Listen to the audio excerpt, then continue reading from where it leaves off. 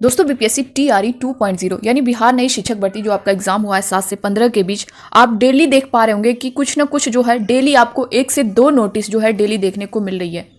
तो इस तरह से इस पे जो है बहुत सारे ऑब्जेक्शन भी चल रहे हैं। जैसा कि दोस्तों जब आपका बीपीएससी टीआरई 2.0 का जो नोटिफिकेशन आया था, जो भी चीज़ें चेंज करनी थी या फिर बाद में जैसा कि एग्ज़ाम कराने के बाद ये सारी चीज़ें देखने को मिल रही हैं, तो क्यों ना जो नोटिफिकेशन आया था उसमें ही ये सारी चीज़ें मेंशन की गई। ऐसा क्यों कि एग्ज़ाम कराने के बाद बच्चा जो एग्ज़ाम दिया है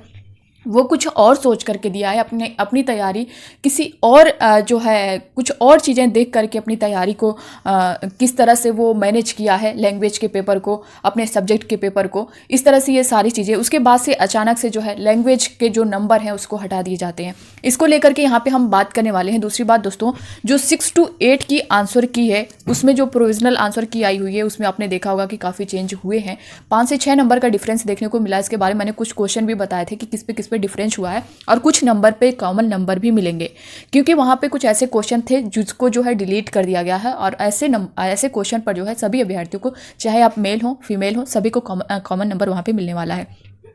साथ ही साथ ये बता दूं, जो जिनका 45 नंबर रहा है, जिनके 50 नंबर हो रहे थे, जिनके 55 नंबर हो रहे थे, जिनके 60 नंबर हो रहे थे, यहाँ पे उनको भी मौका मिलने वाला है। फेल वाले जो अभ्यर्थी हैं वो पास हो चुके हैं एक तरह से कहिए तो, क्योंकि यहाँ पे आप देख ही पा रहे होंगे जो कि लैंग्वेज में जो अभ्यर्थी फेल थे यानी वो पास नहीं थे, और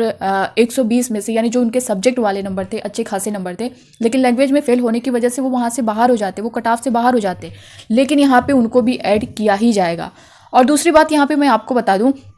कि अभी जो नोटिस आप देख रहे हैं, डेली आपको 1-2 नोटिस देखने को मिल रही है, तो ये कब तक चलेगा। ओएमआर शीट आने वाली है, ओएमआर शीट आ जाएगी, उसमें भी जो है आपको ये सारी चीज़ें बहुत बदलाव देखने को मिलेंगे। साथ ही साथ आपका रिजल्ट जो है दिसंबर के लास्ट तक बीपीएससी के जो चेयरमैन है उनकी तरफ से बताया गया था कि दिसंबर के लास्ट में आपका जो रिजल्ट है वो जारी कर दिया जाएगा। अगर उसमें नहीं हो पाया तो जनवरी के फर्स्ट वीक में जाएगा, यानी आपका जो एग्ज़ाम कंडक्ट कराया गया है उसके 25 दिन तक, यानी 25 दिन से पहले आपका रिजल्ट जारी कर दिया जाएगा। साथ ही दोस्तों अब हम लोग यहाँ पे बात करेंगे, आप लोग स्क्रीन पर भी देख पा रहे होंगे, ये जो आज की नोटिस है,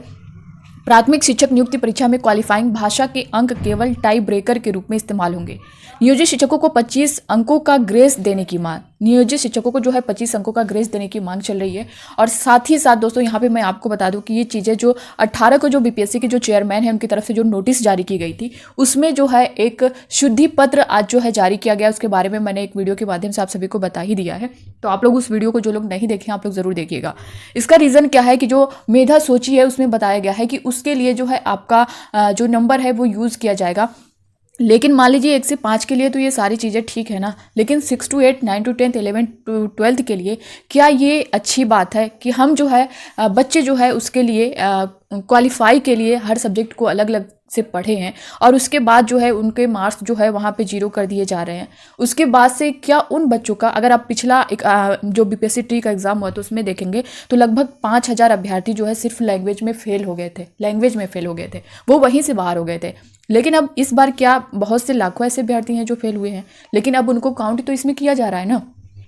यही अभ्यर्थी यहाँ से बाहर हो जाते तो कट ऑफ आपकी और नीचे गिरती, लेकिन अब जो है आपकी कट ऑफ कितनी जा सकती है, आप इस चीज़ को समझ सकते हैं। दूसरी बात दोस्तों, जिनके नंबर कम थे, यानी जिनके 45 आ रहे थे, 50 आ रहे थे, 55 आ रहे थे, 60 आ रहे थे, आपने देखा होगा कि जो आपकी प्रोविजनल आंसर की आई है उसमें आपको बहुत बड़ा चेंज देखने को मिला है। मैंने क्वेश्चन भी सबका एक एक करके अलग बताया है कि आपको यहाँ पे इस क्वेश्चन पे पहले जो है किसी में ए माना गया था, तो उसमें उपरोक्त सभी, इनमें से कोई नहीं, इस तरह के सारे जो ऑप्शन है, लगभग कई क्वेश्चन आप हिस्ट्री को उठा के देख ले उसमें चेंज है।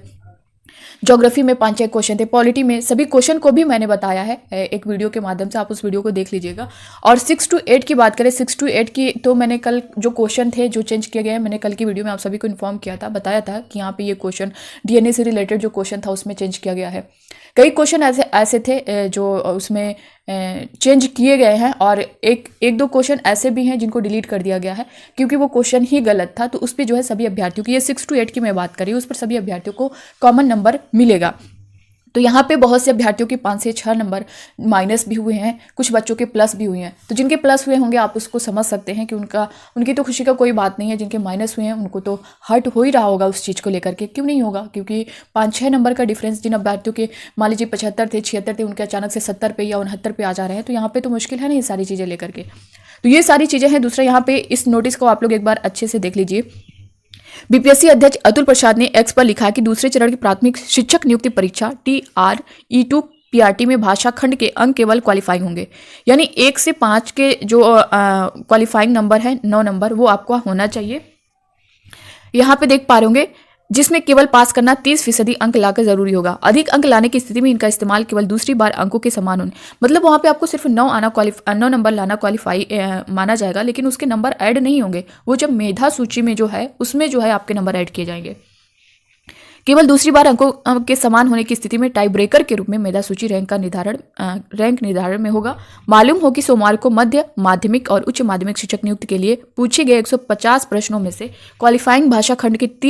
30 प्रश्नों को पूरी तरह से हटा दिया गया है और वहां ये टाई ब्रेकर के रूप में भी इस्तेमाल नहीं होंगे, लेकिन प्राथमिक शिक्षकों के लिए उन्हें बनाए रखने का निर्णय लिया गया है, जिसके कारण छात्रों में इसको लेकर भ्रम पैदा हो रहा है, जिस पर अध्यक्ष ने स्थिति स्पष्ट किया है। तो वही जो मैंने एक वीडियो के माध्यम से बताया था कि आपके अगर नंबर सेम है